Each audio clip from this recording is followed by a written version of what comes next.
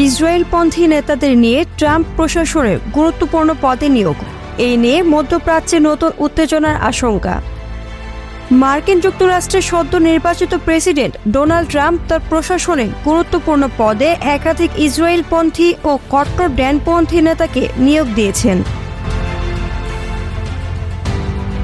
মধ্যপ্রাচ্যের বিশেষ দূতের দায়িত্ব দেওয়া হয়েছে ইসরায়েলের ঘনিষ্ঠ স্টিভেন উইটকফকে। বিভিন্ন সময়ে তেল আবিবকে প্রকাশ্যে সমর্থনকারী স্টিভেন উইটকফ কূটনৈতিক দায়িত্বে নতুন হলেও ট্রাম্পের দীর্ঘদিনের বন্ধুত্বের কারণে তিনি এই গুরুদায়িত্ব পেয়েছেন।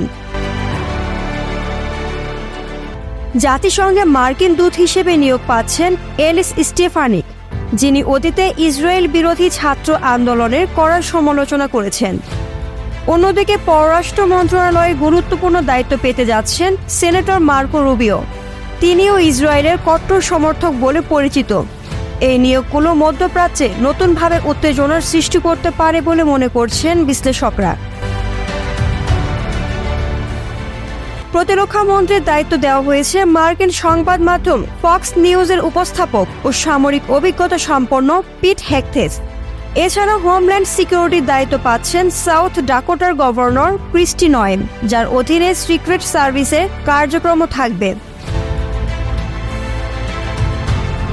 বিশ্বের শীর্ষ ধনকুবের ইলন মাস্কের জন্য নতুন একটি সরকারি দক্ষতা বিষয়ক বিভাগও চালু করতে যাচ্ছেন ট্রাম্প।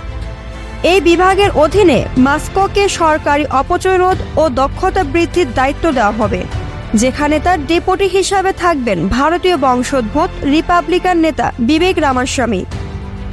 মধ্যপ্রাচ্যের যে কোনো সংঘাত নিরসনে মার্কিন যুক্তরাষ্ট্রের এই নতুন প্রশাসনের ভূমিকা কী হবে তা নিয়ে নানা মহলে চলছে জল্পনা কল্পনা।